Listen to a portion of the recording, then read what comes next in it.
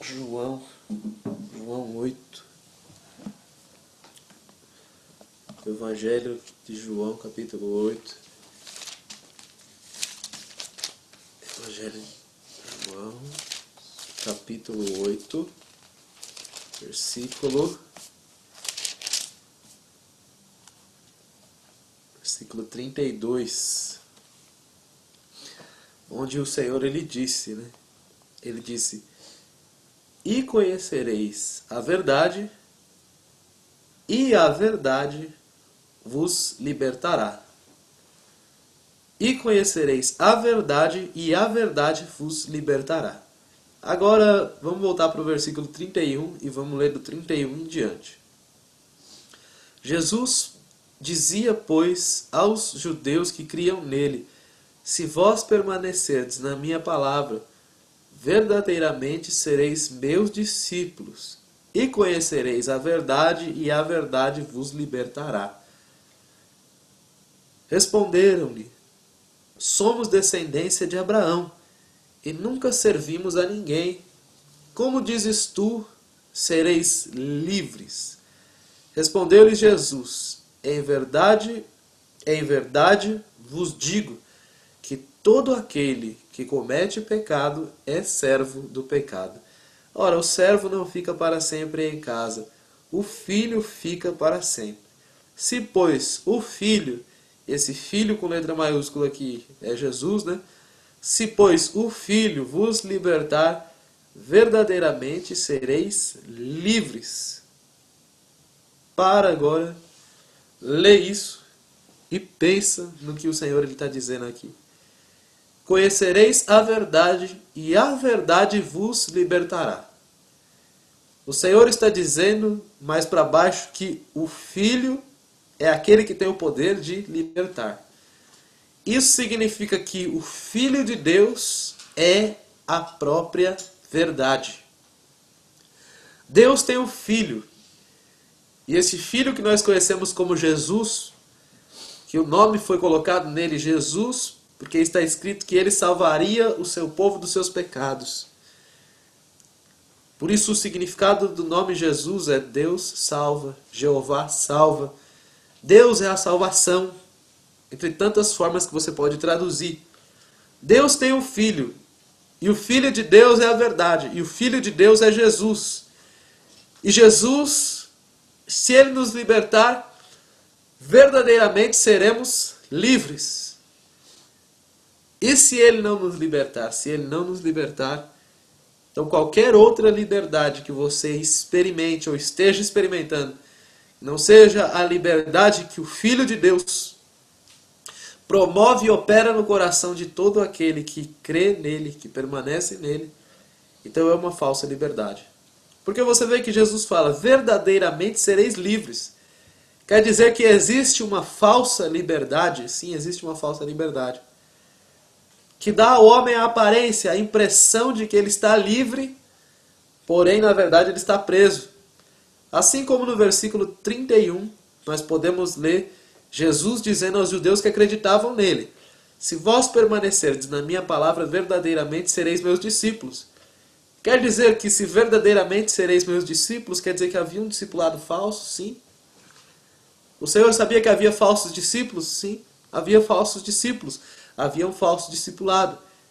E a condição de Jesus para ser um verdadeiro discípulo era permanecer na palavra dele, ou permanecer nele próprio. Eles não entenderam muito bem, e os judeus na época não entenderam muito bem o propósito, a missão de Jesus. E até hoje a humanidade não entendeu muito bem qual era o propósito e a missão de Jesus.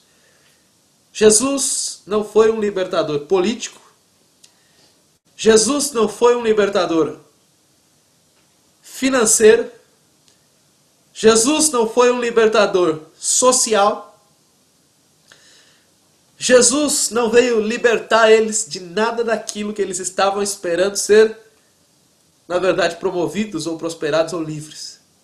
Por isso eles nunca entenderam nada, porque aqui quando fala, eles disseram: "Nós nunca fomos servos." Servo significa escravo aqui. Servo não é um servo no sentido que seria até bom de você servir uma pessoa como um servo. Aqui, na verdade, fala uma palavra que ela é muito forte, escravo. Escravo é aquele que faz as coisas até mesmo contra a sua própria vontade. Eles não entenderam do que é que Jesus Cristo veio libertar eles. Jesus veio libertar eles do pecado, a prisão do pecado. E para isso eles deveriam conhecer a verdade. Vamos voltar um pouco aqui agora para Mateus 13. Porque em Mateus 13, nós vamos ver como é que se processa esta liberdade. Eu vou pular mais por alguns versículos da Bíblia. Mateus 13, capítulo 13, versículo 44. Quer dizer então que a verdade liberta? A verdade liberta. E a mentira? A mentira ela te dá a ilusão de que você está livre. Porque se a mentira conseguir te enganar e te falar que você está livre, estando você escravo, então ela sabe que você nunca vai buscar a liberdade, você nunca vai buscar conhecer a verdade quando você acha que já a conhece. Você nunca vai buscar conhecer Jesus quando você acha que já o conhece. E mesmo depois de uma vez você ter conhecido Ele, você nunca vai buscar conhecer mais dele se você acha que você já conhece tudo dele. Isso pode estagnar a caminhada de uma pessoa rumo ao reino de Deus. Ela pode até mesmo não chegar lá por causa disso. Mas olha o que diz aqui, Mateus 13, 44, a parábola do tesouro escondido no campo. Também o reino dos céus. Reino dos céus. Presta bem o que Jesus veio dar para nós. O reino dos céus. E presta bem o que o diabo tentou Jesus e mostrou para Jesus. Os reinos deste mundo e as suas glórias. O diabo mostrou para Jesus os reinos deste mundo e as suas glórias. Mas o Senhor Jesus veio pregando e prometendo para nós o reino dos céus. Onde que ficam os céus? Os céus está na China? Os céus está nos Estados Unidos? Onde ficam os céus? Os céus é no Brasil? Em algum canto no Brasil que você pode chegar lá e falar, é aqui os céus. Não, os céus está acima da terra. Jesus Cristo veio dos céus. E aquele que vem do alto é acima de todos. Porque ele era antes de todos. E sem ele, nenhum de nós que existe, existiria. Porque ele veio antes de nós, porque ele é maior do que nós. E porque ele veio de cima, nós viemos da terra, do pó, do barro. Mas ele veio do alto, ele veio da glória. Então ele é sobre nós, e ele é sobre todos. E ele falou aqui sobre o reino dos céus. E as parábolas de Jesus sempre falavam do reino dos céus. Se você voltar aí, só para você ler a outra parábola, no mesmo capítulo, Mateus 13, versículo 25, você vai ver de novo Jesus falando, ó, proposto-lhe outra parábola, dizendo, o reino dos céus. E aí você vai para o versículo 31. Outra parábola lhes propôs dizendo, o reino dos céus. Céu, céus, céus, céus. Onde é o céu? O céu não é aqui, o céu não é na terra. Mas quando o diabo veio tentar desviar Jesus, quando o diabo veio tentar perverter Jesus, tentar Jesus, experimentar Jesus, fazer Jesus cair, o diabo mostrou a Jesus os reinos do mundo e as suas glórias, que compõem todo tipo de glória humana passageira nesta terra que você possa imaginar e que você não possa imaginar que existe. Nós podemos olhar e saber que existe glórias nesta terra, neste mundo vão, que é como cantavam os hinos antigos. Houve uma época, acredita em mim, houve uma época que o povo crente, o povo de Deus, desejava o reino dos céus. Houve uma época que a igreja estava de pé. Houve uma época que a igreja suspirava, gemia, ansiava pelo reino dos céus, pelas coisas dos céus, pelas coisas do alto. Houve uma época que quando a igreja cantava algum hino, ela se referia a este mundo. No hino, ela chamava este mundo de horror. Cantava sobre este mundo e falava, este mundo enganador, este mundo de horror, este mundo de aflição, este mundo de trevas, de ilusão, de sofrimento, de agonia. Deus me tirou deste mundo de horror. de ilusão. Quer dizer, Deus me tirou da mão do mundo, me comprou para Ele, e agora eu desejo o reino dos céus. Não mais o reino daqui dessa terra, não mais o reino deste mundo. E isto é uma verdade. E a verdade tem poder até mesmo de te libertar. Porque se você ouvir isso que eu estou falando, você não vai ouvir nunca mais 99,99% das pregações que são feitas no Brasil. Se você ouvir isso que eu estou falando, você já não vai ouvir 99,99% das pregações que são feitas no Brasil, porque elas falam de um reino que, se você olhar, você não sabe discernir se é do céu ou se é da terra. Porque a coisa está misturada. Não queira misturar o reino dos céus com o reino da terra. Não queira misturar o que é santo com o que é profano. Se Jesus veio justamente para nos comprar deste mundo, não creia quem está falando deste mundo. O apóstolo João, ele falou isso de uma maneira muito poderosa. Ele falou, eles são do mundo. Por isso eles falam do mundo e por isso o mundo os ouve. Mas nós somos de Deus. E quem é de Deus, quem tem o Espírito de Deus também nos ouve. Fui eu que falei, está escrito na Bíblia, o apóstolo João tinha muito mais autoridade do que eu para falar. Muito mais propriedade. Alguém que viu o Senhor Jesus, andou com Ele, tocou nele, reclinou nele.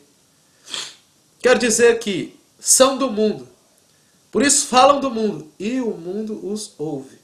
Mas nós somos de Deus. Quem é de Deus também nos ouve, porque nós falamos de Deus. Porque a boca fala do que o coração está cheio. Por que o diabo falou dos reinos desse mundo?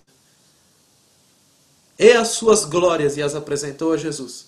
Enquanto isso, Jesus anunciou o reino dos céus. Do alto, de cima. Eternidade. Por vir. Vida eterna. Por que Jesus anunciou? Quem perder a sua vida aqui é o que vai achá-la. Essa vida estava nas mãos deste mundo.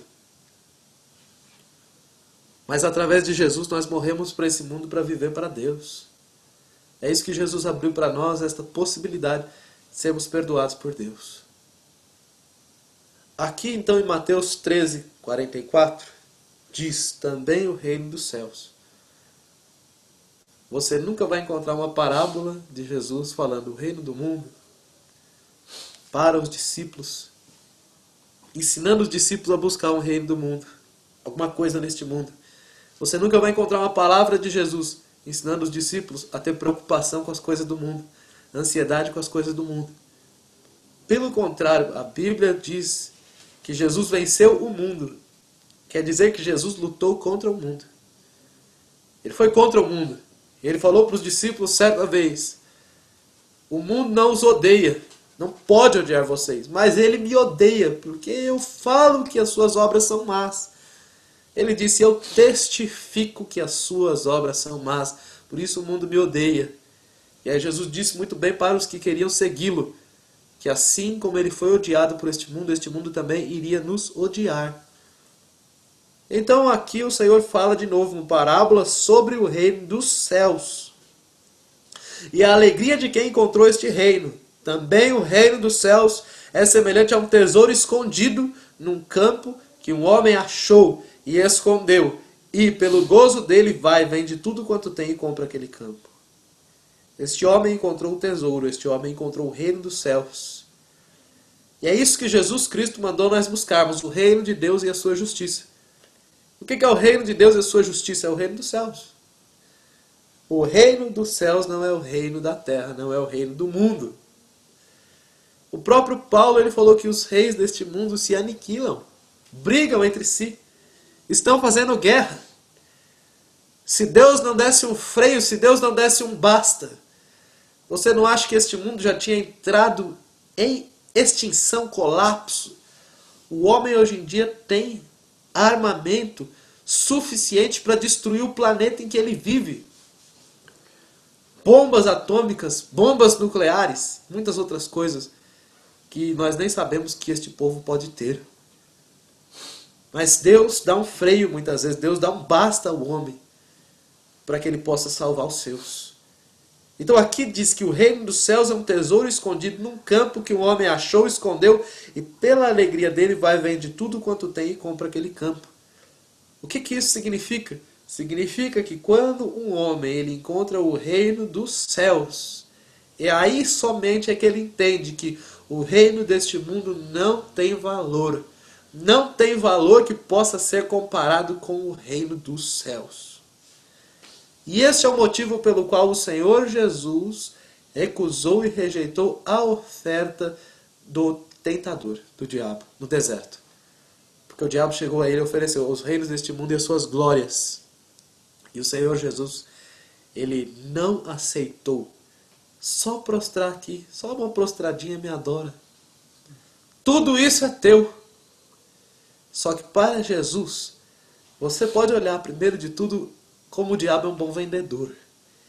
Porque você sabe que o bom vendedor, na verdade, ele tem que ter um mau caráter. Segundo este mundo. Por quê? Porque você sabe que as técnicas de venda e de marketing muitas vezes consiste em oferecer para a pessoa ou fazer ela achar que o teu produto é mil maravilhas quando ele não é nada daquilo.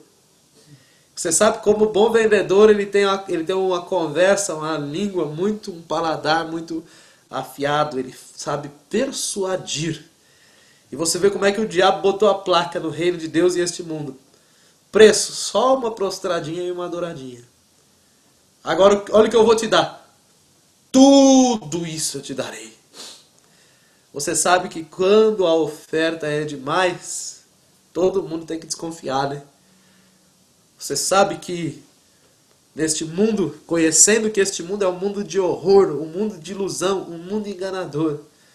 Você sabe que os homens estão loucos por dinheiro, correndo atrás de dinheiro, se matando por causa de dinheiro. E se eu te falar uma coisa, você não vai acreditar. No céu não tem dinheiro. No céu não tem real, não tem euro, não tem dólar, não tem dinheiro no céu. Você entende isso? No céu não tem dinheiro. Como é que algumas pessoas pensam que elas podem pagar pela salvação delas? Com dinheiro. No céu não tem dinheiro. Quer dizer que dinheiro no céu não vale nada. Não é só que não vale nada, é que nem tem lá. Nem existe isso daí lá. Então nós temos que entender de uma vez por todas que este homem achou o tesouro escondido. Este tesouro escondido é a representação do reino de Deus, do reino dos céus. Ele é escondido porque os homens se fizeram sábios e dizendo-se sábios tornaram-se loucos. Ele é escondido porque o homem não consegue ver com o seu olho natural. É o reino então espiritual. Não é um reino carnal, não é um reino material, não é um reino visível, mas é um reino invisível, onde o próprio Senhor falou: pensem não que o reino de Deus virá com a aparência visível. Mas ele está convosco, ele também vai estar em vós, ele vai estar no vosso coração. Jesus matou ali toda a questão. Este homem, pela alegria de ter encontrado o reino do céu, agora ele tem como colocar na balança as coisas. De um lado o reino dos céus, do outro lado o reino do mundo. Ele tem como pesar os dois, como comparar os dois. E aí ele tem como dizer assim no seu coração: o reino dos céus é maior, deixa eu jogar fora o reino da terra, não quero mais. Paulo falou isso. Todos os apóstolos falaram isso. Todos os cristãos falaram isso. Moisés, está escrito dele: ele preferiu o vitupério de Cristo do que estar ali no Egito para ser chamado de filho da filha do faraó. Preferiu encarar a vergonha com Cristo. Ele entendeu que isso valia muito mais a pena do que aquela posição social elevada que ele tinha. Só que hoje em dia está difícil de as pessoas entenderem que o Evangelho de Jesus Cristo, a boa nova de Deus para os homens, o Evangelho que salva, O evangelho da verdade, o evangelho da graça de Deus, o evangelho que prepara o caminho para a vinda do Senhor Jesus Cristo, é também o evangelho do reino dos céus, o evangelho das coisas eternas. Não podemos misturar uma coisa com a outra, ou então vamos adulterar o propósito da mensagem e da palavra de Jesus Cristo. O apóstolo João não falou? Esta é a vitória que vence o mundo, a vossa fé. Fé em quem? Fé em Jesus Cristo, Filho de Deus. Esta é a vitória que vence o mundo. E o que é vencer o mundo? Vencer o mundo não é ganhar rios de dinheiro. Vencer o mundo não é ter do bom e do melhor nesta terra. Isso não é vencer o mundo. Porque senão as pessoas que não servem a Jesus e que são ricas, materialmente falando, elas estão vencendo o mundo mais do que muitos cristãos, ou do que a maioria dos cristãos. Jesus sempre pregou dos céus, porque qual é o propósito de Jesus? O propósito de Jesus Cristo é que nós possamos se arrepender dos nossos pecados, ser lavados no sangue de Jesus Cristo e sermos apresentados perante Ele. O Senhor vai se encontrar com a igreja dos ares e vai levar ela para os céus. Você sabe o que é isso? Ele veio para tomar a igreja, para se tirar ela desta terra, deste mundo. Ele se encontra com ela nos ares, na vinda dele, e ele leva ela para o céu. Céu, não terra. Por isso a palavra de Deus diz que todo aquele que quiser ser amigo deste mundo se constituirá em um inimigo de Deus. E é por isso que nós não devemos esperar nada deste mundo de horror, deste mundo de ilusão, deste mundo enganador. Mas nós devemos colocar toda a nossa esperança, nosso coração, que o nosso tesouro precisa estar no céu e não na terra. Porque se o nosso tesouro estiver no céu e não na terra, pode acontecer o que for aqui na terra. Você sabe que você tem uma casa preparada no céu para você morar. E aí você pode vencer este mundo, porque você tem fé no Filho de Deus, você tem fé em Jesus Cristo, que Ele vai te levar para o céu.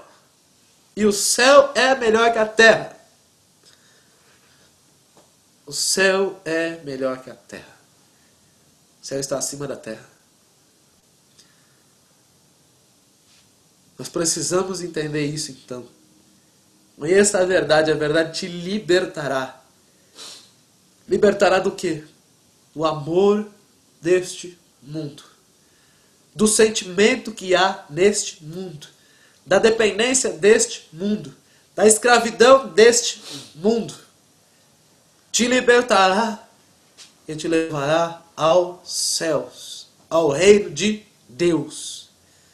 Isso é algo que é muito claro e eu não aceito que ninguém misture o que é do céu com aquilo que é da terra. Eu não aceito. O diabo usou muito bem a Bíblia para tentar Jesus e para tentar pregar para Jesus o reino da terra e as glórias deste mundo a partir da Bíblia, a partir das Escrituras, que são santas. Por isso eu te digo, se a Bíblia diz que haveriam falsos mestres na igreja, falsos profetas, qual livro que eles iriam usar?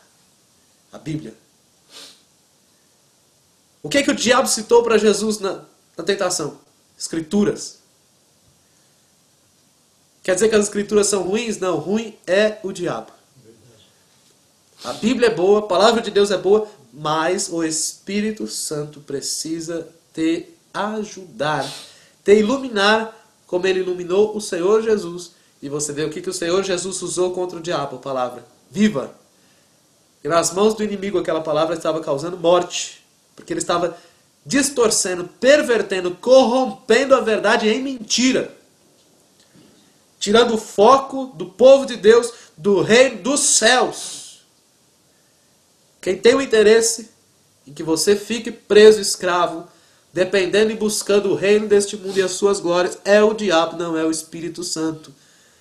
Por isso eu digo que qualquer sentimento que haja no coração de qualquer homem, de colocar ele escravo das coisas deste mundo, não provém de Deus, não provém do Espírito Santo, e a pessoa por si mesma pode examinar o seu coração e ela saberá.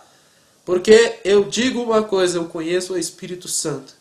E quero conhecer o Espírito Santo muito mais do que eu conheço hoje. Mas eu conheço o Espírito Santo. Está escrito que o Espírito Santo é o Consolador. Você já viu uma pessoa que tem um sentimento pelas coisas deste mundo e que vive e experimenta a paz que excede todo o entendimento que há em Jesus Cristo? Você nunca viu essas pessoas em descanso de alma? Pelo contrário, eu quero ler para vocês agora aqui algo que é poderosíssimo, que está lá em Tiago 4. Lá no livro de Tiago, no final, mais lá para o final da Bíblia, capítulo 4. E aí você para e você senta e você pensa, diante dessas palavras que eu estou falando, qual era o evangelho que eu estava ouvindo então? Qual era? Que falava das coisas do mundo e nos colocava para longe de Deus. Deus é poderoso para libertar a gente, transportar das trevas para a sua maravilhosa luz. E olha o que ele diz aqui, Tiago, capítulo 4, versículo 1. Ele fala de uma maneira gloriosa, porque a palavra de Deus ela é infalível, ela não pode ser contrariada. Então, se tem alguém que tem que mudar, somos nós, não a palavra. Porque todos os homens pecaram contra Deus. Deus amou todos os homens, enviando Jesus para morrer por todos os homens. E hoje Deus ordena que todos os homens, em todos os lugares, se arrependam de todos os seus pecados e voltem para Jesus, porque um dia Deus vai julgar todos por meio de Cristo. Quer dizer que Deus está oferecendo as condições de paz, a trégua, o perdão, a chance da reconciliação, do retorno a Ele para todos nós, para encontrarmos descanso de alma. Está cansado? Vai a Jesus. Está oprimido? Vai a Jesus. Está tribulado? Vai a Jesus. Pecou? Vai a Jesus. Está tudo bem? Vai a Jesus. Se você acha às vezes que está tudo bem, quando você vai a Jesus, você vai entender que às vezes não está tão bem assim. Mas preste atenção no que está escrito aqui em Tiago 4. Tem um título aqui, devemos resistir às paixões. Mas aqui está escrito assim, na Escritura. De onde vêm as guerras e pelejas entre vós? Porventura não vem disto, a saber, dos vossos deleites, que nos vossos membros guerreiam. Cobiçais e nada tendes. Sois invejosos e cobiçosos e não podeis alcançar. Combateis e guerreais e nada tendes, porque não pedis. Pedis e não recebeis, porque pedis mal para gastardes em vossos deleites. Ele diz no versículo 4. Adúlteros e adúlteras, não sabeis vós que a amizade do mundo é inimizade contra Deus? Portanto, qualquer que quiser ser amigo do mundo constitui-se inimigo de Deus. Ou cuidais vós que em vão diz a Escritura, o Espírito que em nós habita tem ciúmes, antes dá maior graça. Portanto, diz Deus resiste aos soberbos, dá porém graça aos humildes. Sujeitai-vos, pois, a Deus, resisti ao diabo e ele fugirá de vós. Chegai-vos a Deus e ele se chegará a vós. Alimpai as mãos, pecadores, e vós de duplo ânimo, purificai os corações. Senti vossas misérias e lamentai e chorai. Converta-se o vosso riso em pranto e o vosso gozo em tristeza. Humilhai-vos perante o Senhor e ele vos exaltará. Irmãos, não falei mal uns dos outros. Quem fala mal de um irmão e julga seu irmão, fala mal da lei e julga a lei. E se tu julgas a lei, já não és observador da lei, mas juiz. Há só um legislador e um juiz que pode salvar e destruir. Tu, porém, quem és que julga outro? Na sequência, que eu vou ler o capítulo inteiro. Na sequência aqui diz a respeito dos que fazem certos tipos de planos, né? Eia agora vós que dizeis, hoje ou amanhã iremos a tal cidade, e lá passaremos um ano, e contrataremos e ganharemos. Digo-vos que não sabeis o que acontecerá amanhã. Porque que é a vossa vida? É um vapor que aparece por um pouco e depois se desvanece. Em lugar do que devíeis dizer, se o Senhor quiser, e se vivermos, faremos isto ou aquilo. Mas agora vos gloriais em vossas presunções.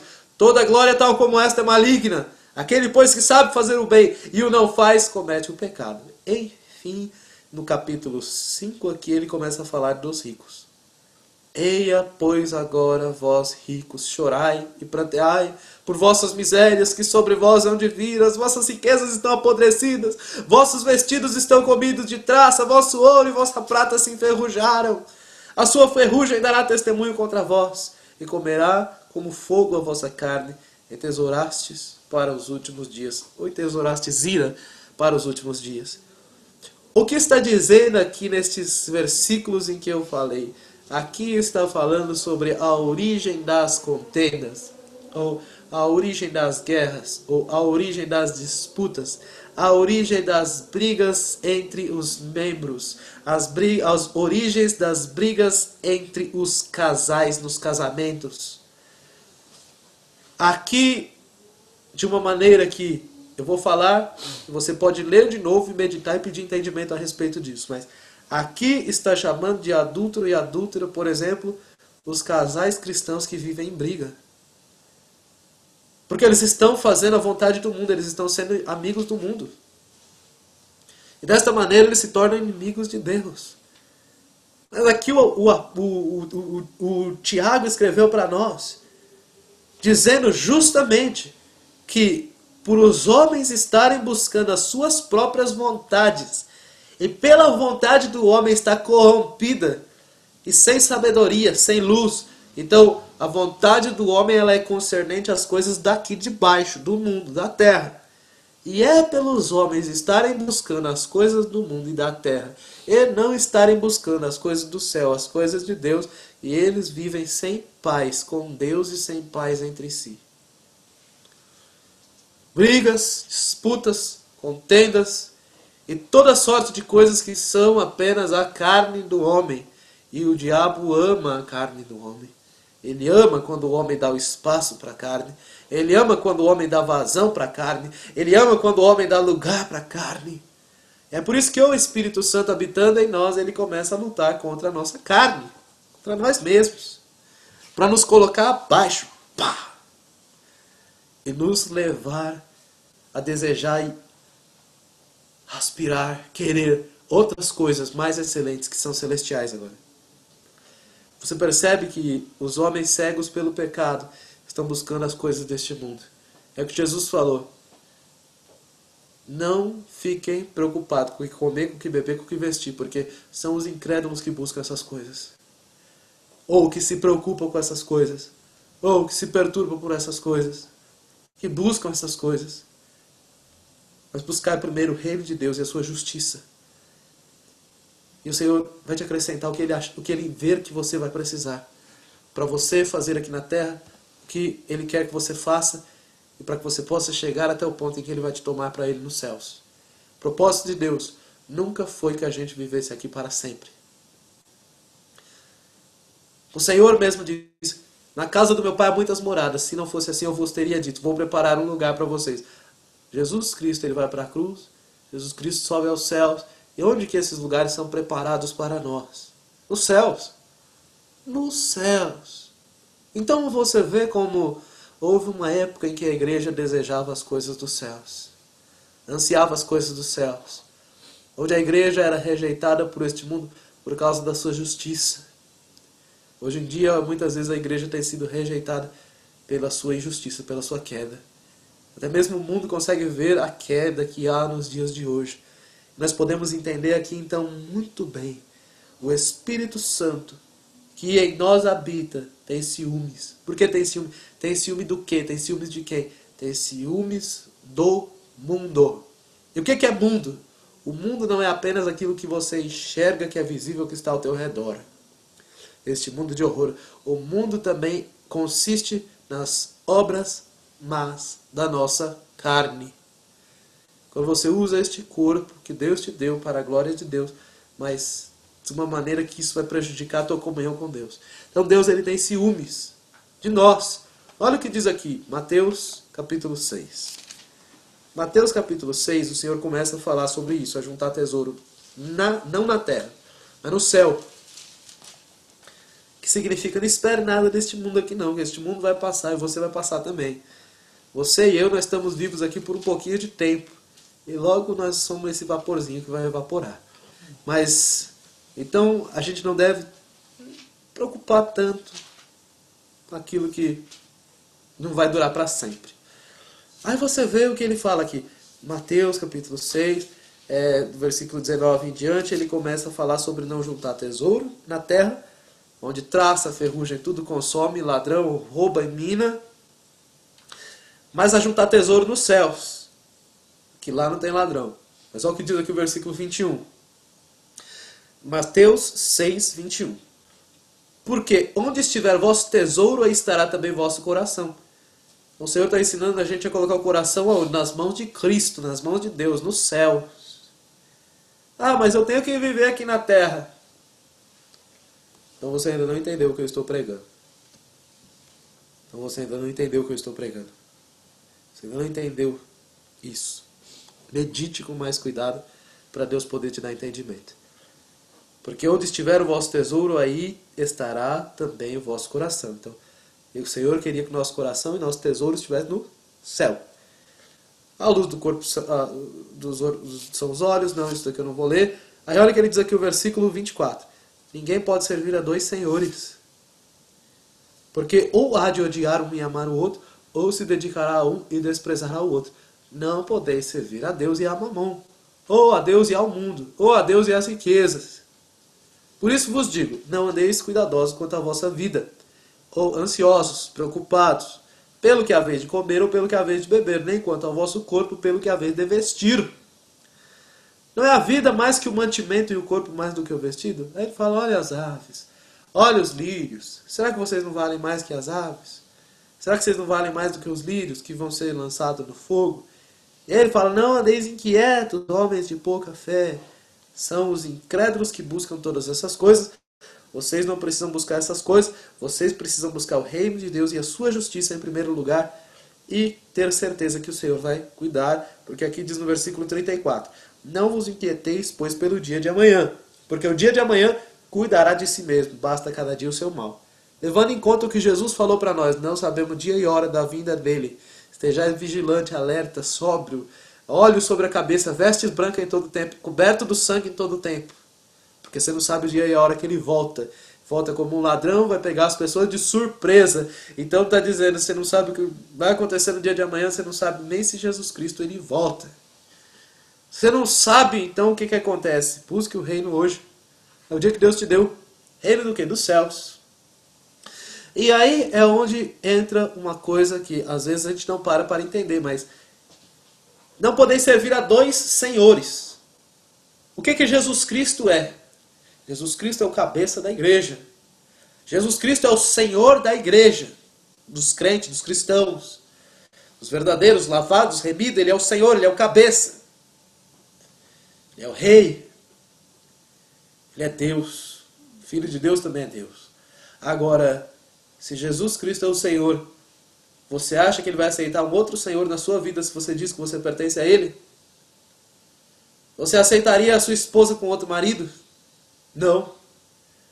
O Senhor também não aceita nenhum outro Senhor sobre a sua igreja, sobre o seu povo, sobre mim, sobre você.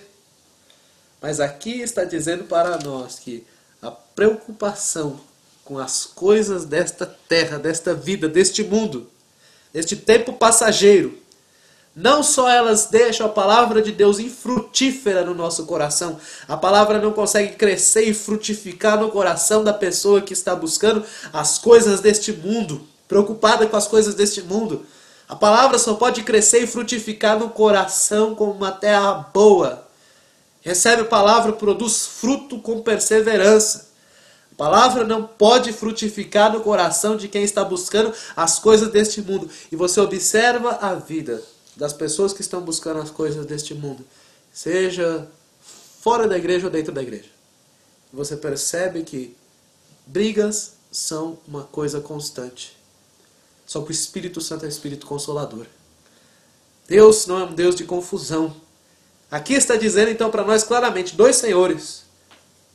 Você não pode servir a os dois ao mesmo tempo. Você tem que ou escolher um ou outro.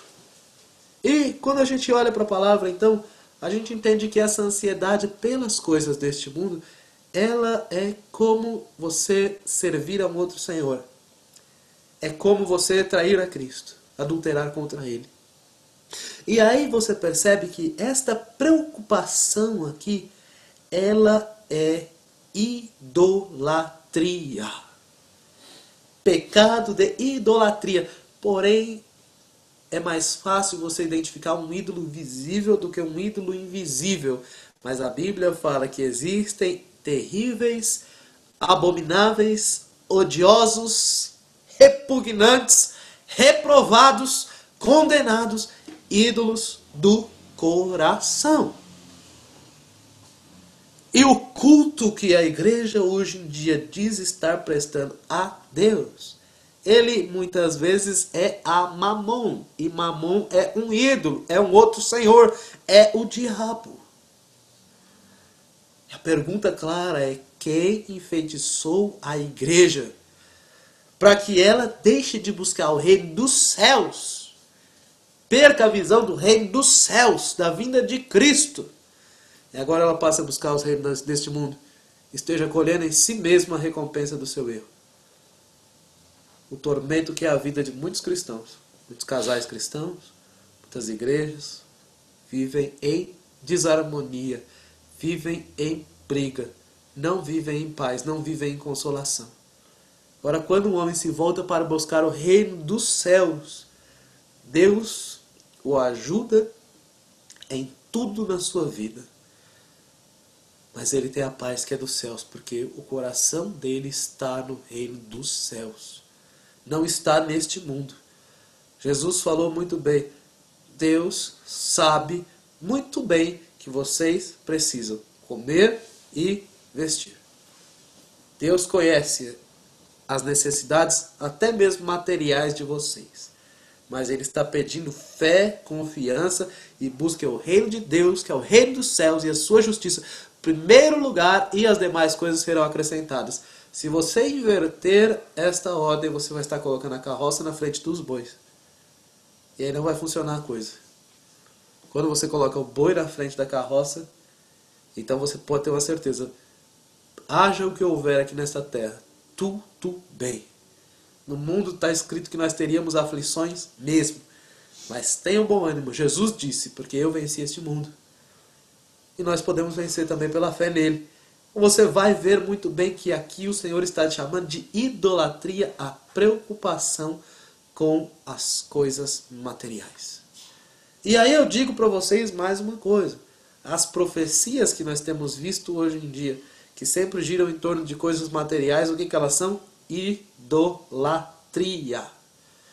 É como se um faz a imagem de escultura, o outro vem e faz a capa dela, o outro vem e faz um enfeite de ouro para ela. E assim muitas palavras estão adornando os ídolos do coração dos homens. Não era assim que o Senhor falou? Um põe a madeira lá, e o outro vem e crava o pé para ela não se mexer. E o outro vem e pinta, e o outro vem e dá uma polida, e o outro vem e faz uma roupa, e o outro vem e faz uma casa. E assim os ídolos do coração que deveriam ser queimados diante do Evangelho estão sendo alimentados e nutridos no coração dos homens, as preocupações com as coisas desta terra, as quais Jesus mesmo disse: se vocês ficarem preocupados com isso, a palavra vai ser sufocada dentro de vocês. E aí, nada de fruto. E aí você não vai ser um cristão de verdade. O cristão de verdade, ele deve produzir fruto, caráter de Deus. É um fruto espiritual, não um fruto material. Você lembra o que o Senhor falou para a igreja de Esmirna? A igreja de Esmirna era pobre, o Senhor falou, mas você é rica. A igreja de Laodiceia era rica, mas o Senhor falou, mas você é pobre.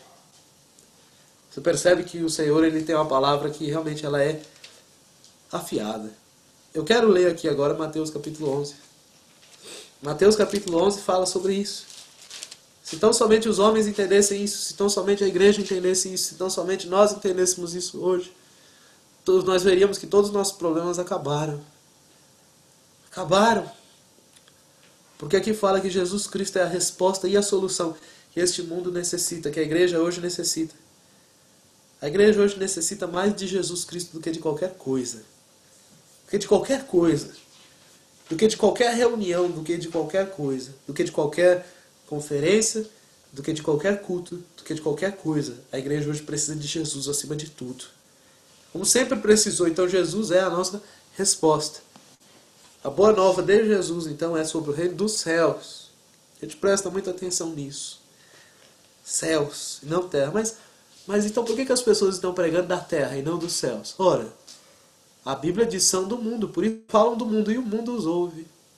Mas nós somos de Deus, falamos de Deus e quem é de Deus também nos ouve. Você vê que o mundo ouve o mundo, pois quem é de Deus ouve a Deus. Por isso o Senhor falou para a igreja, para de ouvir o mundo e ouve o que o Espírito Santo está dizendo para você. Para que você possa participar desse banquete celestial. A uma igreja o Senhor falou, se você não se arrepender eu vou te vomitar na minha boca. A outra ele falou, vou remover o teu lugar do candeeiro. A outra ele falou, risco o teu nome do livro da vida. Quer dizer que era sério o negócio. Jesus não falaria que faria uma coisa dessa se ele não faria. E ali ele estava falando era com igreja, com o povo que conhecia a Deus, não era com pessoa que não conhecia não. A pessoa que já tinha inclusive recebido o Espírito. Seu nome estava escrito lá no livro da vida. O Senhor ainda estava tendo misericórdia daquele povo, o nome estava lá ainda. Mas ele falou, conserta, senão tu está cortado. Aí olha o que diz aqui, versículo, Mateus 11, né, versículo 28. Vinde a mim todos os que estáis cansados e oprimidos, e eu vos aliviarei. Tomai sobre vós o meu jugo e aprendei de mim, que sou manso e humilde de coração, e encontrareis descanso para as vossas almas. E o meu jugo é suave e o meu fardo é leve. Você sabe o que Jesus estava fazendo aqui nesse versículo? Jesus estava simplesmente removendo o antigo sacerdócio que havia naquela época. Estava dizendo que havia uma instrução nova sendo dada para o povo, que o tempo de eles seguirem os escribas e fariseus que aceitavam-se na cadeira de Moisés, os quais às vezes eles até podiam fazer o que eles falavam, mas não podiam fazer o que eles faziam, porque eles falavam, mas não faziam.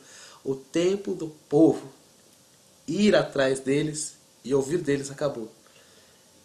Porque o Senhor falou a respeito dos fariseus, vocês ficam na porta do reino de Deus, vocês tomam para si a chave da ciência. O que é tomar a chave da ciência? Você se coloca como que você sabe. E todo aquele outro povo é leigo. Você vê o que os fariseus falavam.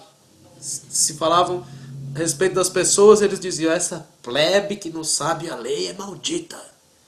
Quer dizer, eles achavam que eles sabiam muito e que o outro povo não sabia nada. Então eles se consideravam luz dos cegos. Mas eles mesmos eram cegos. E Jesus falou, o cego vai guiar outro cego, ambos vão cair no buraco. Então, você está sendo guiado por um cego, você se arrepende, reconhece que você também está cego, e Jesus, abre os teus olhos. E aí você vai falar, que evangelho que eu estava seguindo? Quem era esse que eu estava chamando de Jesus? Quem era esse que eu estava chamando de Deus? E aí você vê que muitas vezes você já estava prostrado, fazia era tempo e adorando os reinos desse mundo e as suas glórias. E aí Jesus ele abre os seus olhos. E aí você fala, agora eu estou livre. Agora eu posso adorar o Deus que me resgatou, aquele que me criou. O engano é terrível. Terrível o engano é. Só que Deus é mais terrível. Mas Jesus aqui estava removendo a antiga ordem e estabelecendo a nova ordem. A ordem do sangue de Jesus. Ele estava estabelecendo o reino de Deus no coração de quem? Do cansado e do oprimido. Do pobre de espírito. Como está escrito isso aqui, não precisa abrir não, porque pode deixar que eu abro e que eu leio. Isso está escrito lá no Salmo, no livro de Salmos, no capítulo 12, um livro de Salmo com o qual eu sei um pouquinho, porque Deus falou comigo muito nesse Salmo, uma época da minha vida. Salmo 12, 5 diz, por causa da opressão dos pobres e do gemido dos necessitados, me levantarei agora, diz o Senhor, e porei em salvo aquele para quem eles assopram. Ou suspiram, ou querem mal, ou sei lá o que. Mas eles estavam desejando o mal. Tem várias formas de traduzir isso daqui. Eles estavam desejando o mal do pobre. Mas havia um gemido do necessitado, havia um clamor. E o Senhor falou, eu escutei e eu vim te livrar. E aí ele veio e livrou aquele que gemia, que suspirava. Assim o Senhor veio livrar aquele povo que estava até então sendo refém da sabedoria que os escribas e fariseus aparentavam ter. Para que agora eles pudessem ser livres, porque o que Jesus estava falando é, ele estava tirando todos aqueles homens da frente, e ele estava dizendo para o povo, agora vem a mim, eu vos aliviarei. Era isso que o Senhor ele estava dizendo neste versículo aqui. Todos que estáis cansados e oprimidos, ele não colocou restrição para ninguém aqui. Vinde a mim e eu vos aliviarei. O que significa isso? Você está cansado, vai a Jesus. Você está oprimido, vai a Jesus. E aí Jesus você vai encontrar o quê? Alívio, descanso.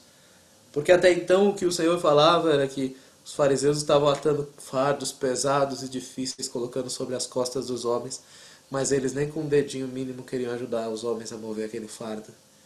De repente veio o Senhor Jesus, tomou sobre si todo o nosso fardo. Como é que você não vai servir a este Deus? Como é que você não vai se entregar a este Deus? Como é que você não vai acreditar neste Deus, confiar neste Deus, se entregar a este Deus? Como escaparemos nós se rejeitarmos uma tão grande salvação? É isso que diz a palavra. E Jesus falou, toma sobre você meu jugo, aprende de mim. O que Jesus estava falando era o que esquece deles. Não olha mais para eles. Deixa eles para lá, eles são guias cegos. Se você aí cego for guiado por um cego, vocês todos vão cair num buraco, num abismo. O Senhor estava falando, eu já vi a queda de vocês lá no abismo. Não façam isso. Nem a mim. Então Jesus estava dizendo para o povo que eles não precisavam mais ficar mendigando uma palavra, mendigando um conselho, mendigando uma ajuda para aqueles que não tinham a visão das coisas do reino dos céus. Eles podiam ir direto até Jesus agora. É isso que ele estava falando aqui, não havia mediador.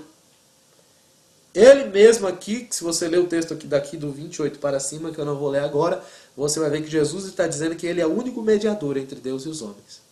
Só ele pode revelar o Pai. Só ele. É isso que ele está dizendo aqui, então, que ele é o mediador. Mas aqui ele está dizendo isso. Vinde a mim. Quer dizer, aquela ordem antiga, aquela ordem velha, o tempo daquele sacerdócio antigo acabou. E agora é o tempo de um novo. E esse novo sacerdócio, você sabe o que está escrito dele na Bíblia. Ele é segundo a ordem de Melquisedeque. Isso está escrito lá no livro de Hebreus. Ele falou, tenho muito que vos dizer sobre isso. Mas como vos fizeste negligente para ouvir, é necessário que eu retorne e ensine para vocês o primeiro rudimento ainda. A palavra. Mas há muito que se dizer sobre o sacerdócio na ordem de Melquisedeque, que é o novo sacerdócio. É Cristo, nosso sumo sacerdote. Como está escrito na Bíblia, o sumo sacerdote das coisas futuras, dos bens futuros, que são os bens celestiais, que ofereceu um sacrifício mais excelente do que todos aqueles sacrifícios que eram oferecidos segundo a lei de Moisés. Sacrifícios aqueles que foram bons durante um tempo, mas que eram apenas uma sombra, uma figura de Cristo. Você já viu uma sombra de uma pessoa? Você já viu a sua sombra na rua? Você olha assim, você vê a sua sombra, aí você olha para você mesmo e você vê que a tua sombra, ela até pode lembrar a tua silhueta, mas a tua sombra não é você. Você é a realidade. E é isso que está escrito, os sacrifícios da lei, todos eles eram sombra. Jesus Cristo é a coisa real. Ele é a realidade. Então os sacrifícios da lei serviram para até chegar o tempo em que Jesus Cristo veio. Um sumo sacerdote das coisas futuras, eternas, celestiais. Sendo sacerdote eternamente, segundo a ordem de Melquisedeque. É isso que está escrito na Bíblia. E é isso que nós temos que entender muito bem. Se o sacerdócio agora é segundo a ordem de Melquisedeque, significa que aí você começa a entender o que o apóstolo Paulo falou. De tudo aquilo que você não pode ser justificado pela lei de Moisés, por meio de Jesus, nele é justificado todo aquele que crer. Nele é justificado todo aquele que acreditar. E aí você vai conhecer a verdade vai te libertar. Foi isso que o Senhor Jesus ele veio fazer com aquele povo naqueles dias, naquela época. Ele veio libertar aquele povo da escravidão em que eles estavam, a escravidão do pecado, a escravidão da corrupção que havia se tornado a religião naqueles dias. Eu veio resgatar eles para quê? Agora vocês podem vir até mim. Jesus, ele tirou os fariseus da porta do reino dos céus. Tirou eles. Empurrou e falou, sai daí. Ele falou para o povo, vem, entra. Vem a mim. Foi exatamente isso que aconteceu. Agora eu quero ler com vocês Apocalipse capítulo 19. Para que eu possa chegar na parte final dessa palavra. Apocalipse capítulo 19 é o texto que celebra as bodas do Cordeiro. Entretanto, eu quero ler aqui do versículo 11 em diante, que mostra quando Cristo vence a besta e o falso profeta. Você vê que Jesus não argumentou muito, né, com a besta e com o falso profeta. Ele prendeu e jogou no lago de fogo quando ele volta para Jerusalém. Mas olha o que fala aqui. Aqui tem uma descrição perfeita de Jesus. Versículo 11. Apocalipse 19, versículo 11. Apocalipse 19, versículo 11. Fala assim. Vi o céu aberto. E eis um cavalo branco. E o que estava assentado sobre ele chama-se Fiel e Verdadeiro. E julga e peleja com justiça.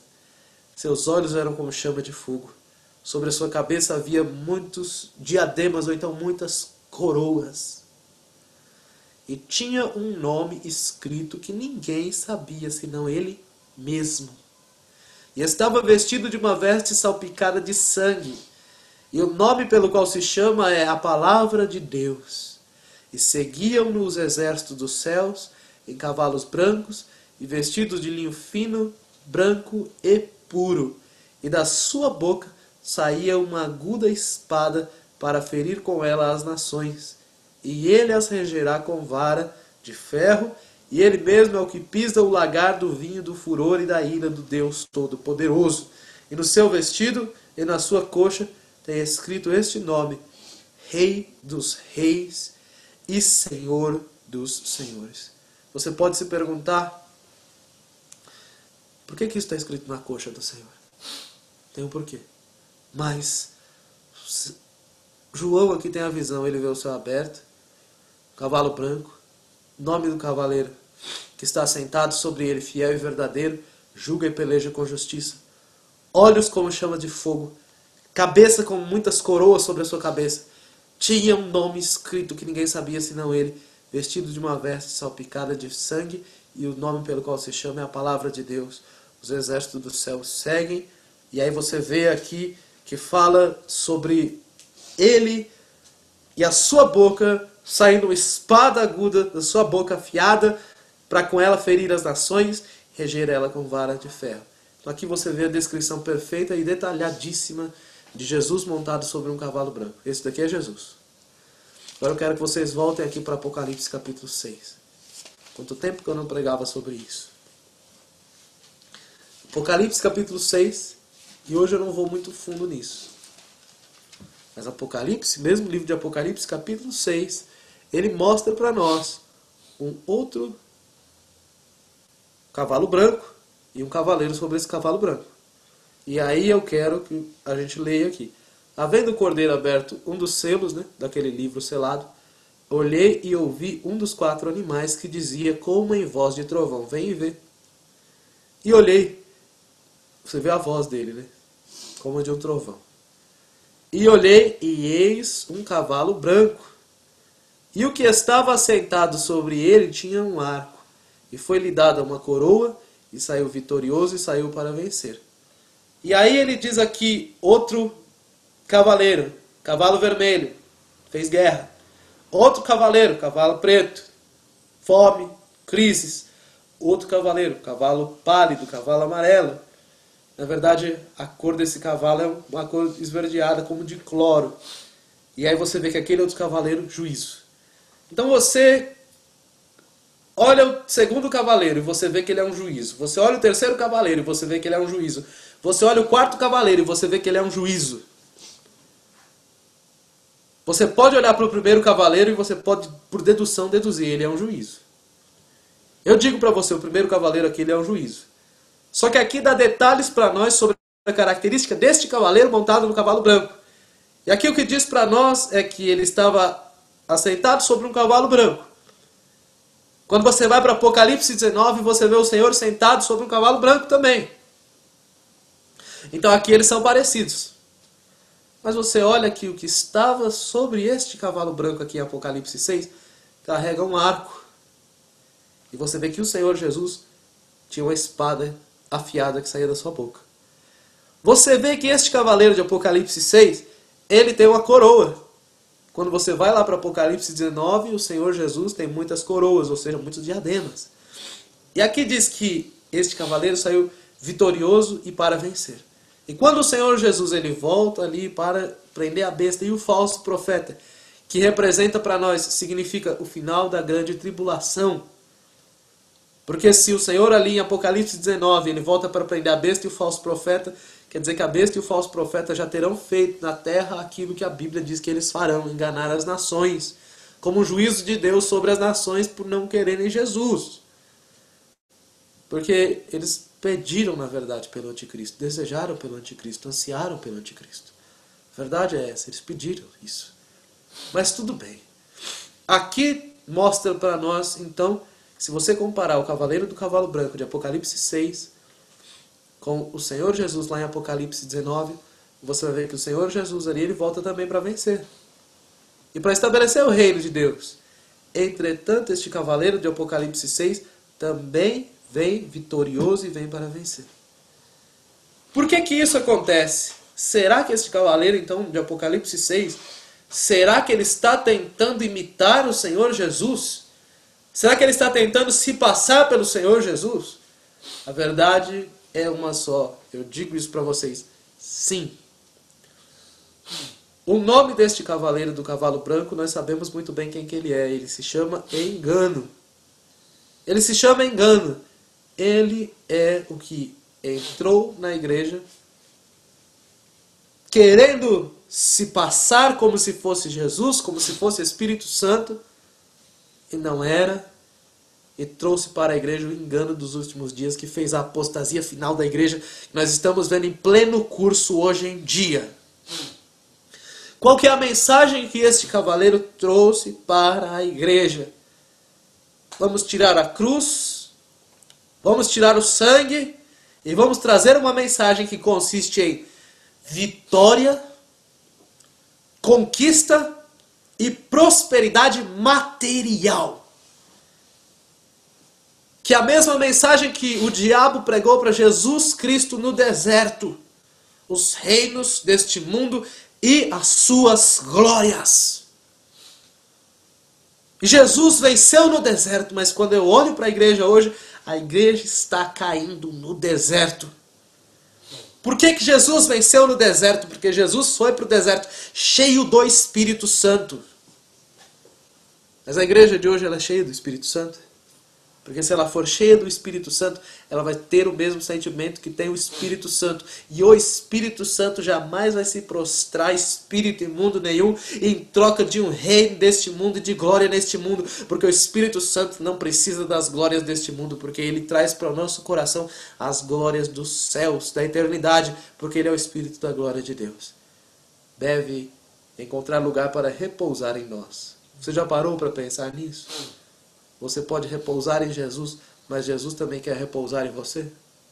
De certo modo falando, o Espírito da glória de Deus quer repousar sobre nós. E aí eu te pergunto, Jesus pode repousar em você? Ele pode repousar em você? Você vai dar espaço, vai dar lugar para Ele? Mas olha o que diz aqui então, que este cavaleiro saiu vitorioso e para vencer. Isso diz para nós muito sobre a mensagem que ele trouxe para a igreja. Remove a cruz, remove o sangue, remove a vinda de Jesus. Não. Jesus não vai vir até que vocês não conquistem todo este mundo. Jesus não vai vir até que vocês não conquistem todo este mundo. E ele usa a Bíblia na igreja, para enganar a igreja. Ele diz, olha, Jesus falou que primeiro o evangelho tinha que ser pregado a todas as nações. Isso quer dizer que todo mundo tem que se converter antes de Jesus Cristo ele vir. E a Bíblia fala que viria uma terrível, uma desgraçada, uma apostasia sobre a igreja. Que é causada por este cavaleiro do cavalo branco, e este cavaleiro do cavalo branco, ele é um juízo de Deus que cai sobre a igreja quando a igreja deixa de buscar o reino de Deus e a sua justiça, o reino dos céus em primeiro lugar, que quer dizer acima de todas as coisas, e começa a se preocupar com os reinos deste mundo e as glórias deste mundo. Então a igreja começa a ser enganada, e é dessa queda miserável que Deus quer remover a igreja. Por isso o Senhor escreveu para a igreja dizendo: arrependimento e voltar para Deus. Esta é a palavra que diz na Bíblia. Você sabe muito bem que muitas vezes nós lemos a parábola do filho pródigo e nós pensamos que isso quer dizer as pessoas que estão no mundo, né? Mas você percebe que aquele ali era um filho de Deus que havia saído da casa do seu pai, havia se desviado do Senhor? Você percebe que por isso que eu estou falando hoje para você, você não precisa ser muito genial para entender que a igreja está desviada. E se você olhar na palavra de Deus, você vai ver que a preparação para as bodas do Cordeiro, para o arrebatamento, nesses últimos dias, já que haveria uma apostasia tremenda consumindo a igreja nesses dias, a preparação consistiria também em sair fora da igreja nesses dias. Você percebe que se você fica dentro de certas igrejas e ouvindo certos tipos de pregação, como aqui no Brasil, vão te matar lá dentro? Você percebe isso? Espero que perceba. Porque aqui está dizendo que esta mensagem não provém de Deus. Não provém da cruz.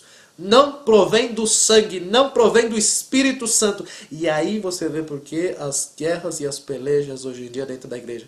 Porque não é o Espírito Santo. Não é o Consolador. Não é Jesus. Pode dizer que é Jesus, porque você vê que ele está tentando imitar Jesus. Jesus tem um cavalo branco, ele também arrumou um para ele. Jesus vem para vencer lá no final, ele também, não, vocês têm que vencer. E é hoje onde você vê que os sermões da igreja é tudo vitória. Só vitória, irmão. Vitória, vitória, vitória, vitória, vitória, vitória, vitória. Vitória financeira, vitória em Cristo, vitória, vitória, vitória.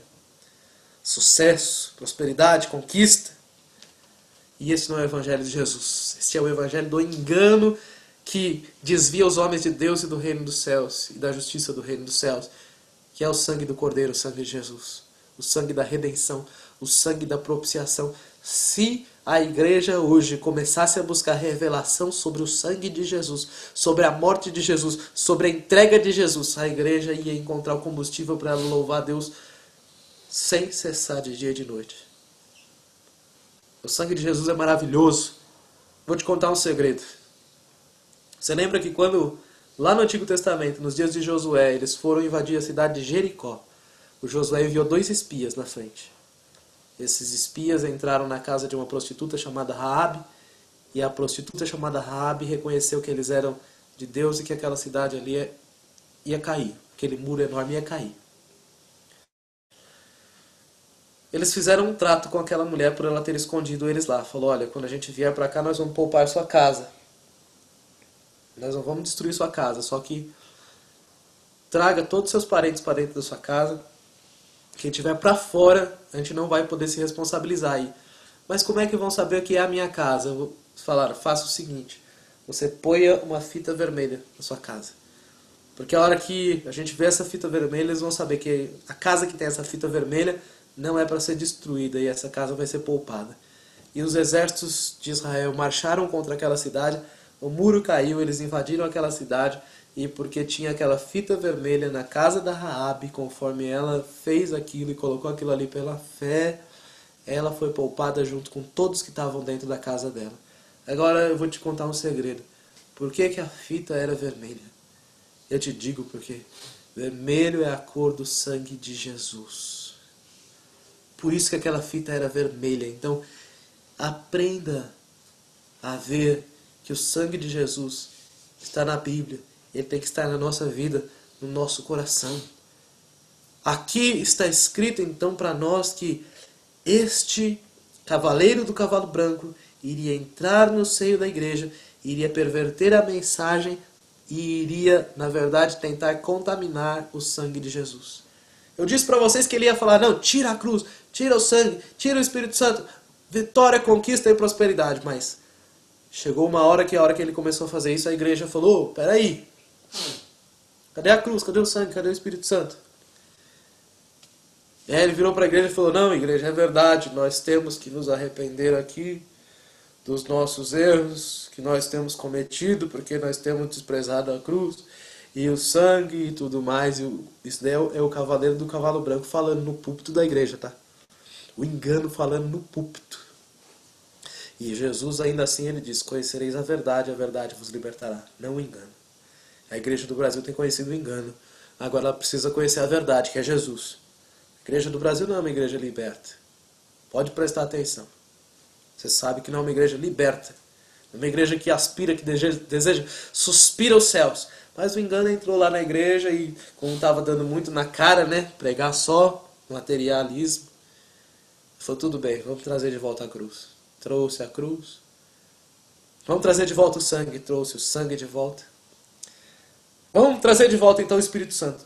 Vamos falar então sobre o Espírito Santo também. E aí o engano ele partiu para algo mais sutil dentro da igreja, que é uma estratégia maligna de misturar luz com trevas. Porque o diabo ele tem várias maneiras de perverter a mensagem do evangelho. Uma é remover totalmente a cruz, remover totalmente Jesus, remover totalmente o sangue. A outra é manter a cruz, manter Jesus, manter o sangue, mais a pregação dos reinos deste mundo e das glórias deste mundo. E aí é onde o pregador começa a pregação falando assim, irmãos, Jesus salva, Jesus liberta você dos pecados, irmão, o que vale é o reino dos céus. Irmãos, nada neste mundo vai sobreviver, vai ficar aqui. E a hora que ele termina o sermão, ele já está passando um envelope, recolhendo a oferta das pessoas, e falando que quem der aquela oferta vai receber a transferência de riqueza dos últimos dias na sua vida.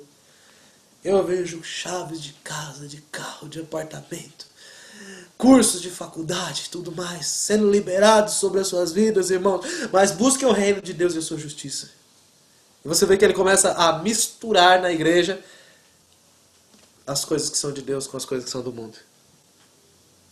Quer dizer, ele não precisa simplesmente tirar totalmente a cruz. Ele pode deixar a cruz, mais a mensagem de vitória, conquista e prosperidade. Basta ele deixar as duas ali juntas. E já você tem um evangelho que não serve mais para nada. Um evangelho que não tem poder nenhum. Não liberta mais ninguém. E aí onde nós temos que entender uma coisa. Não basta só você conhecer as coisas por conhecimento intelectual. O teu conhecimento de Cristo está te fazendo amar mais a Jesus e deixar de gostar deste mundo? Tá? Porque se não tá...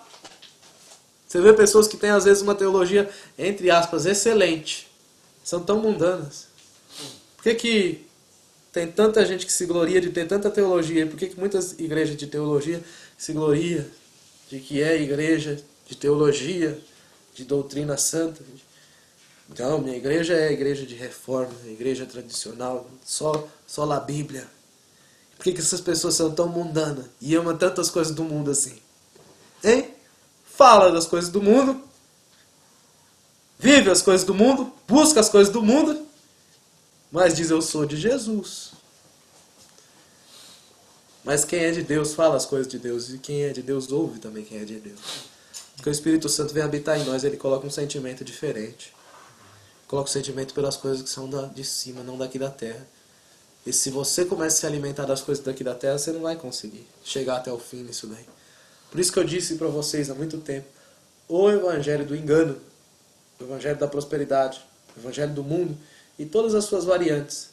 Qualquer mensagem que esteja na igreja permitindo o sentimento do mundo na igreja é um evangelho de engano, que é um juízo de Deus sobre a igreja. Por isso que a igreja ela precisa entender que ela tem que se arrepender para Deus remover esse engano, para Deus remover essa venda dos olhos dela. Se ela não se arrepender, Deus não vai remover essa venda dos olhos dela. Deus está falando claramente, ó, igreja, você caiu, igreja, você está enganado. A gente tem que começar a olhar então para essas coisas, fazer essas comparações e começar a pensar, meu Deus, que evangelho que eu estava ouvindo. Por isso que eu disse há muito tempo, o evangelho do mundo, da prosperidade, não vai prosperar entre os verdadeiros cristãos. Mas fique esperto, porque há uma forma de misturar no meio de um sermão as coisas deste mundo ali. O inimigo sabe que pouquinho do fermento já estraga toda a massa. Ele tem usado isso, esse expediente hoje em dia. A hora que você começa a ficar mais esperto com algumas coisas, ele vem de maneira mais sutil. Mas a palavra de Deus é pura, pacífica, tratável, moderada, cheia de bons frutos, misericórdia. A palavra de Deus é pura, refinada 7 vezes no candinho de barro. É isso que está escrito. Nós devemos buscar esta palavra pura e devemos buscar, pedir a Deus para sermos puros como a palavra. Este é o trabalho de Jesus, este é o trabalho do sangue de Jesus na nossa vida, este é o trabalho de Deus na nossa vida. Nós precisamos delegar essa autoridade a Ele. Saia fora de todo o engano, saia fora destas igrejas que estão te matando. Eu não sei nem porque alguns irmãos que me ouvem ainda estão frequentando algumas igrejas das quais Deus já queria que eles saíssem faz tempo. Irmãos que já estão em rebelião contra Deus. Porque Deus já falou com eles com muita clareza diante do que tem me ouvido falar aqui. Já está mais do que claro, não dá para continuar. Não dá. Saia fora pela sua alma e vai a Jesus. Jesus vai te dar alívio da tua alma. Foi isso que ele falou. Você não precisa depender de ninguém para você buscar o reino dos céus. Você pode depender do Senhor Jesus e o Senhor Jesus vai te promover os meios, a forma, vai levar a palavra até você. Se você é uma pessoa faminta ou uma pessoa sedenta. Não fique mendigando não, nas mãos de pessoas que estão pregando engano e que não querem se arrepender. Você se arrependeu? Chega uma hora que essa situação ela é insustentável. Insustentável você continuar congregando em determinadas igrejas e ouvindo certas coisas. E aí, Deus quer que você se separe para Ele, para que agora Ele possa esfregar o sabão em você. Ele possa agora te passar pelo fogo e te refinar. E aí, a hora que Ele começa a te refinar, então você vai ser a noiva dele. É essa a promessa da palavra de Deus. É isso que o sangue de Jesus pode fazer conosco. Então fique em paz. Você não vai encontrar lugar para congregar muito facilmente no Brasil, não. Em muitos casos será uma busca perdida. Você vai perder, você vai bater perna somente à toa. Vai a Jesus, a fonte de toda a água, a fonte de águas vivas. E Jesus ele vai te saciar. Jesus ele vai te alimentar. Hoje nós temos um grupo que se reúne, mas nem sempre nós tivemos um grupo que se reuniu. Quem sabe se às vezes através da sua vida Deus não pode começar um grupo, não pode começar até mesmo uma igreja. Uma igreja que pode começar de uma maneira pequena na sua casa e um dia pode juntar um grupo maior. E aí vocês vão procurar um lugar maior para se reunir, conforme o Espírito Santo vai estar junto com vocês guiando, mas nunca perca o foco do reino dos céus. Você não sei como é que você vai conseguir sentar e ouvir um sermão que fala do reino da terra ainda, depois de ouvir todas essas coisas. Saiba que o engano ele é mortal, mortífero, nós não devemos aceitá-lo, nem tolerá-lo e achar que ele é normal. Não é normal. Ele está ali para matar, para roubar e para destruir. Jesus veio para dar vida e vida com abundância. Então, se você quer ter paz com Deus, você vai ser inimigo deste mundo. Se quer ter paz com Deus, você vai ser inimigo de uma igreja mundana também. Você quer ter paz com Deus? Eu nunca me esqueço que o profeta do Senhor falou para nós quando ele esteve aqui no Brasil a primeira vez. Ele falou, se preparem para a resistência. Ele falou, resistência da igreja. Ele não nos falou resistência do governo. Ele não nos falou resistência da sociedade.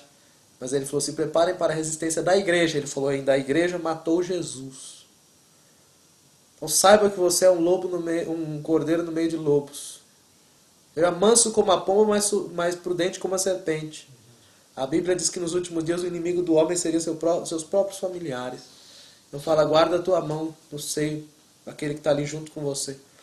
Por quê? Porque hoje em dia existem falsos profetas, falsos pastores, falsos evangelistas. Esse falso evangelismo que acha que está ganhando almas para Jesus quando está ganhando almas para a perdição. Falso evangelismo de estratégias de evangelismo. Isso é falso evangelismo. Estratégia que não vem de Deus. E aí, de repente, você olha tudo isso e aí eu quero que você saiba de uma coisa. Também existem falsas ovelhas. Existem pessoas que estão do teu lado, que você conhece, que estão dentro da igreja, mas elas não são ovelhas de Jesus Cristo de verdade. Porque a ovelha de Cristo ela vai ter um apetite por pasto verdejante.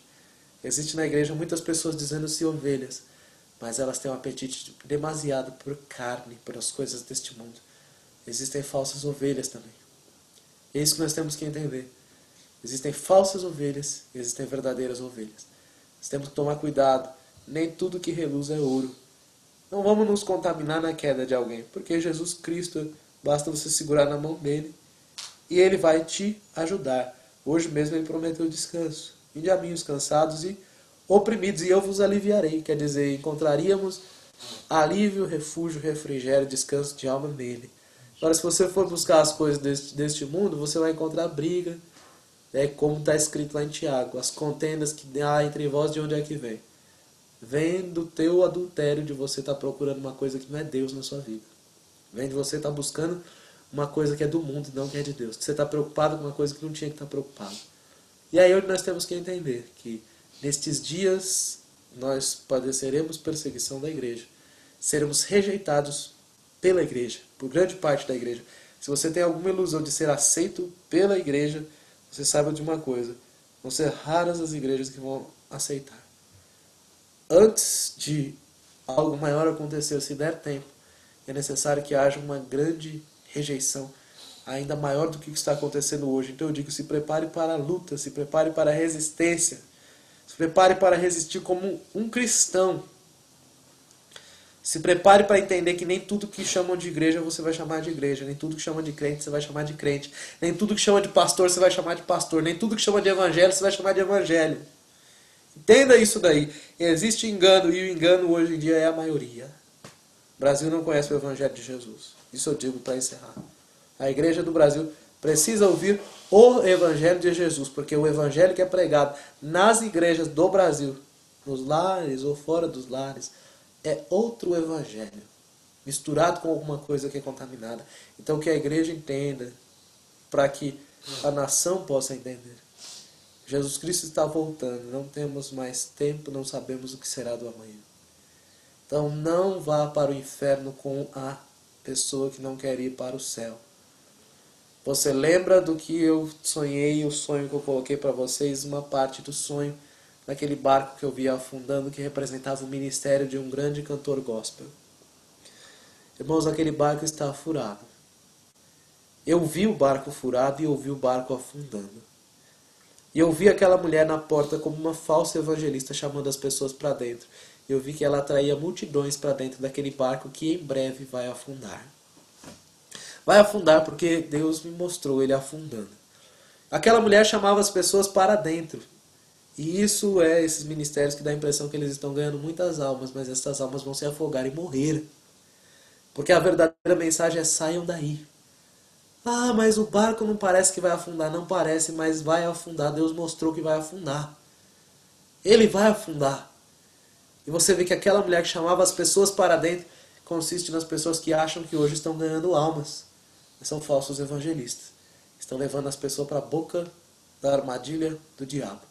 Existem ministérios hoje em dia que são laços. Eu digo para vocês, a maioria. Vocês sabem o que o profeta falou quando ele esteve aqui no Brasil? Você hoje em dia tirar uma pessoa do mundo e trazer ela para dentro de uma igreja no Brasil é quase que nem você tirar uma pessoa que está numa frigideira fritando e lançar ela direto no fogo para ela queimar. O profeta estava querendo dizer para nós: a igreja está pior do que o mundo. Nós somos a igreja. Nós precisamos de uma restauração. Como é que a gente vai apontar o céu para o mundo? O mundo mesmo vai ficar confuso. Escuta, vocês buscam o céu ou a terra? Eu vejo vocês pregando uma coisa fazendo outra. Eu vejo que há uma indecisão nessas palavras. As palavras de Jesus eram sempre céu, céu, céu, céu. Então nós temos que entender estas coisas. Essa mulher no barco, ela era um falso evangelista. Existem falsos ministérios hoje em dia, falsos evangelismos, atraindo as pessoas para ministérios de onde Deus está querendo tirar essas pessoas.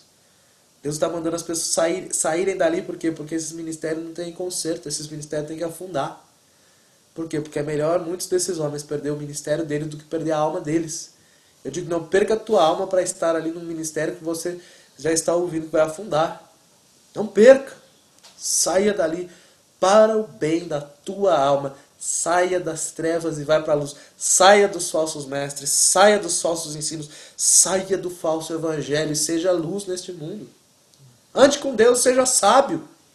Tome coragem para romper, tome coragem para rejeitar, tome coragem para sair. E saia e suma dali. Porque tem ministérios que vão afundar. Eles não vão se arrepender se não se afundarem primeiro. Se é que vai dar tempo de se arrependerem. tiver ali, se você estiver naquele barco ali, no mesmo barco, quando for afundar, você vai lembrar dessas minhas palavras. Só o Espírito de Deus pode abrir os teus olhos para você enxergar. Isso é uma armadilha. Estão dizendo que estão ganhando almas, né, hoje em dia. Eles usam até aquilo que Paulo falou, distorcendo o que o Paulo falou para a sua própria perdição. O que importa é que Cristo está sendo anunciado.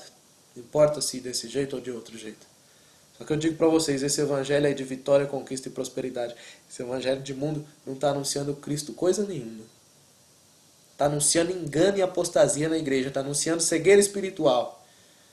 É um juízo de Deus que está sobre a igreja. Essa cegueira, esse sono espiritual. É um juízo de Deus por causa do pecado da igreja. Não é que a igreja é uma coitadinha, não, que está sendo enganada por alguém que é muito mal. A igreja sim está sendo enganada por alguém que é muito mal. Mas eu digo, os apóstolos não foram enganados. Não foram. Se o engano tentasse entrar ali, sempre o Espírito Santo vinha e combatia. A igreja precisa dar lugar para o Espírito hoje em dia varrer para fora todo engano. E é aí onde Deus está falando para muitas pessoas em muitos lugares. É hora de sair da igreja. É hora de sair da igreja. É hora de você sair da igreja para você verdadeiramente se tornar igreja.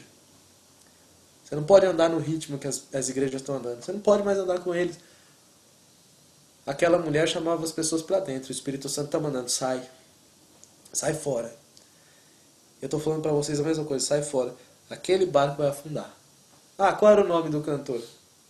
Não interessa o nome do cantor. Você sabe que todos eles estão iguais?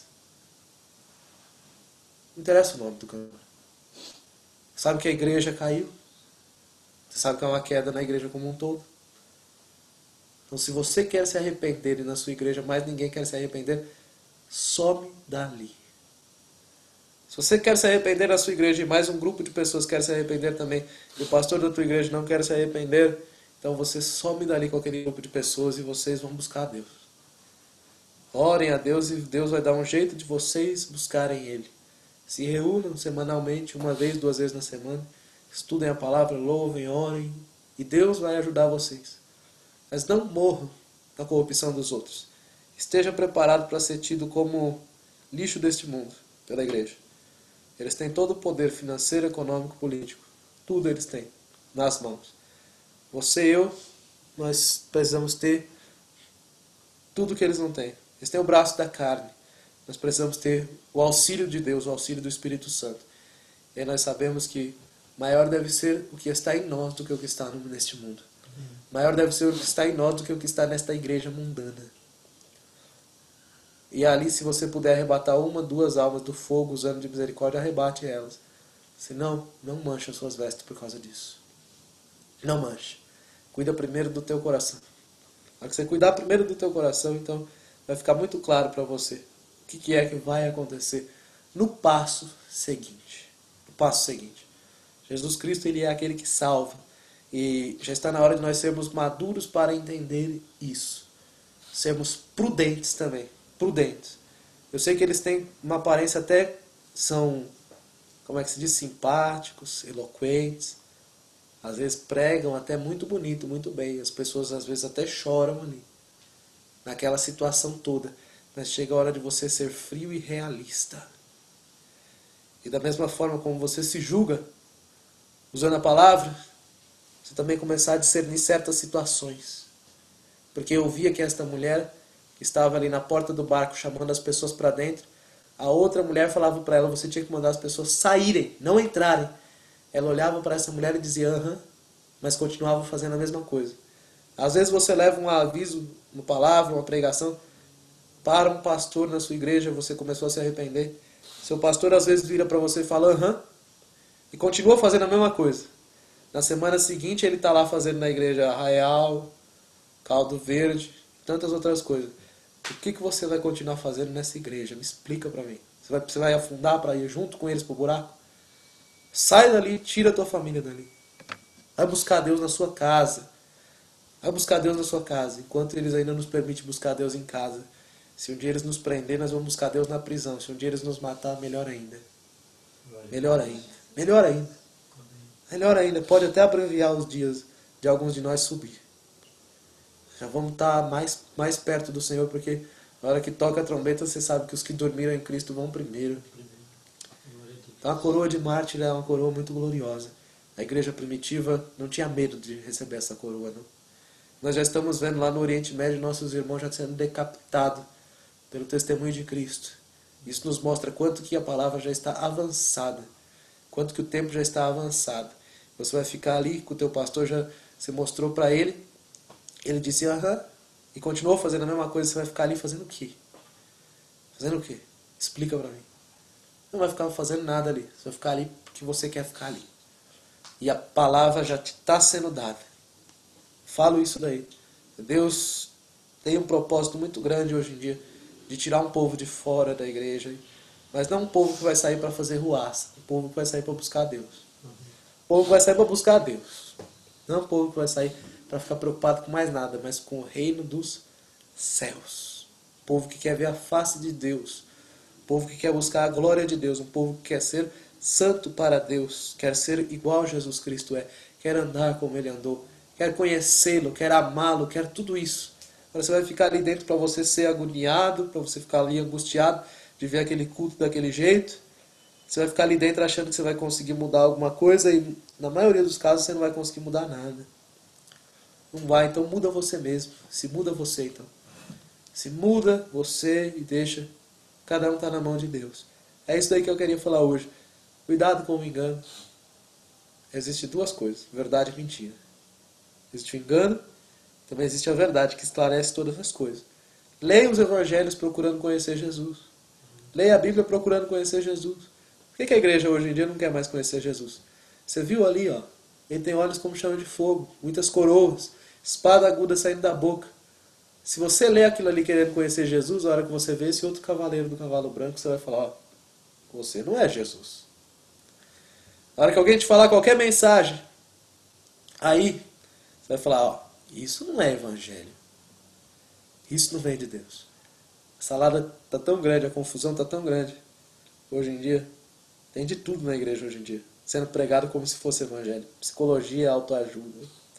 Tudo que você possa imaginar. Metafísica. Vocês lembram aquele livro chamava O Segredo? A Lei da Atração, que é um negócio budista, que o que você pensa, você atrai. Muitos pastores hoje em dia pregam isso daí. Prega. Essa mensagem, em todas as suas variantes, ela tem uma coisa em comum. Ela aponta o reino deste mundo. Ou ela quer apontar os dois reinos ao mesmo tempo. Porque algumas pessoas não caem, né? Se ficar só apontando para baixo. Mas algumas caem se você apontar um pouquinho para cima e um pouquinho para baixo. E é aí onde o inimigo tem encontrado muito espaço. Nós estamos começando a ser esclarecidos. Vamos manter o coração em contrição diante de Deus, em arrependimento. E que Deus ele possa encontrar em nós hoje um clamor, de um desejo. Porque a palavra diz que a boa obra que Ele começou em nós, Ele também vai terminar.